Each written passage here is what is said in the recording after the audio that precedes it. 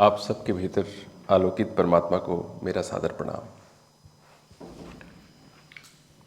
पहले की तरह ही विवेक चूड़ामणि के कुछ अंश आज हम लेंगे। आगे आने वाले समय में धीरे धीरे करके अन्य शास्त्रों को भी लेंगे जो कि हमारे आत्मबोध में सहयोगी हैं, जो आत्मबोध की स्थिति में सहयोगी हैं और उसे प्राप्त करने में सहयोगी हैं। उन सभी शास्त्रों को धीरे धीरे लेते चलेंगे। इससे जिन्हें बोध नहीं हुआ है उन्हें बोध की प्राप्ति होगी और जिन्हें बोध है उनकी स्थिति उसमें बनी रहेगी, उसमें सहयोग मिलेगा। ये दोनों उद्देश्य के साथ ही हम इस चर्चा को आगे बढ़ाएंगे। सारे सत्संग का केवल ये दो ही उद्देश्य होता है, एक तो बोध की प्राप्ति और बोध में रहनी और प्राप्ति, है ना। ये दो ही उद्देश्य हैं। जो भी आप सत्संग करते हैं, सुनते हैं, शास्त्र लिखे जाते हैं, सुनाए जाते हैं, इन सब का उद्देश्य केवल इतना ही है।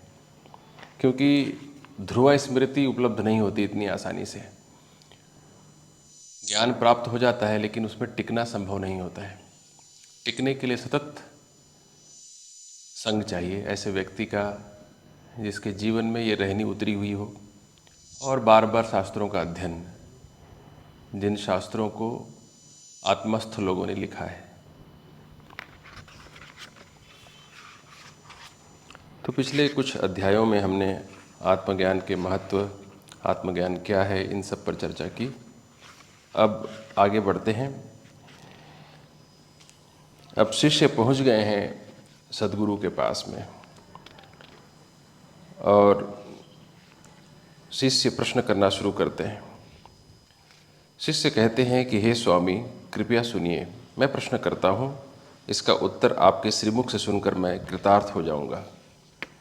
क्या प्रश्न करते हैं वो? बंधन क्या है, ये कैसे हुआ, इसकी स्थिति कैसी है और क्या इससे मोक्ष मिल सकता है, क्या इन बंधनों से मुक्त हो सकते हैं? अनात्म क्या है, परमात्मा किसे कहते हैं, उनका विवेक कैसे होता है, कृपया ये सब बताइए। ये सभी साधकों के प्रश्न हैं। तो आपके रिप्रेजेंटेटिव के रूप में एक शिष्य स्वामी शंकराचार्य जी से प्रश्न कर रहे हैं, या स्वामी शंकराचार्य जी ने लिखा है किताब की, किसी सद्गुरु से प्रश्न कर रहे हैं।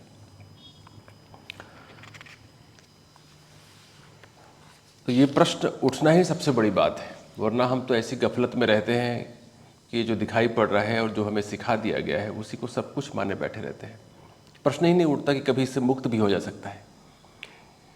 जो जीवन हम जी रहे हैं और जिसके भीतर हम परेशान हैं, उससे कभी हम मुक्त हो सकते हैं, ये भाव ही पैदा नहीं हो पाता है अगर सत्संग न मिला हो या ऐसे व्यक्ति का संग न मिला हो जो उस जीवन को जीते हैं। अभी आपको शायद, आप में से बहुत सारे लोगों को हो सकता है कि शुरुआत में ही कुछ ऐसा संग मिल गया हो तो शायद उस स्थिति का बोध नहीं होगा जिस स्थिति में रहने पर आदमी बहुत पीड़ित होता रहता है, सतत पीड़ित होता है। अज्ञान की दशा जिसे कहते हैं। जो दृश्यमान जगत है उसी को ही सब कुछ माने बैठा है, जो उसे सिखा दिया गया है परिवार के द्वारा, समाज के द्वारा, उसे ही सब कुछ माने बैठा है। उसकी स्थिति बड़ी ही दयनीय होती है। वो चाहते हुए भी कुछ नहीं कर पाता, तो वो बंधन में है, वो जंजीरों में जकड़ा हुआ होता है। यही बंधन है, और क्या बंधन है। लेकिन कोई गुरु आता है, कोई सद्गुरु आता है, वो आपसे कहता है कि नहीं, इससे बेहतर स्थिति संभव है जीवन की, तब जीवन में आनंद आ सकता है, तब तुम जिसके लिए तड़प रहे हो वो शांति मिल सकती है। तो ये प्रश्न का उठना कि क्या इस बंधन से मुक्त हो जा सकता है, कथम ज्ञानम आपनोति, कथम मुक्तिर्भविष्यति, जैसा प्रश्न राजा जनक अष्टवक्र को पूछते हैं। अष्टवक्र गीता में यही स्थिति आती है। एक शिष्य और गुरु के बीच की जो शुरुआती संवाद है उसमें यही बातचीत होती है, कथम ज्ञानम आपनोति, कथम मुक्तिर्भविष्यति।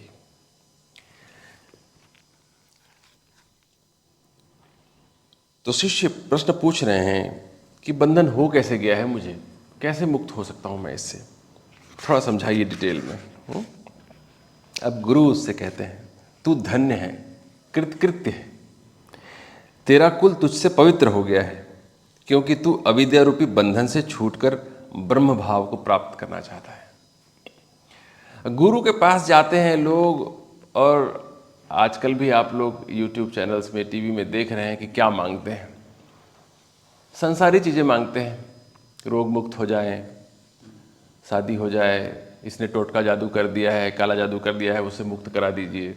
यही सब तो मांगते हैं गुरु के पास जाके, और गुरु भी आशीर्वाद है, जाओ मुक्त हो जाओगे, ठीक हो जाएगा तुम्हारा, ऐसा कहते हुए दिखाई पड़ते हैं। ये सामान्य गुरु लोगों की बातें हैं। लेकिन सद्गुरु जब आपसे सुनते हैं कि आप ब्रह्मलीन होना चाहते हैं, ब्रह्म भाव को प्राप्त करना चाहते हैं, बंधनों से मुक्त होना चाहते हैं, तो अत्यंत प्रसन्न होते हैं वो कि ये लायक बंदा मिला।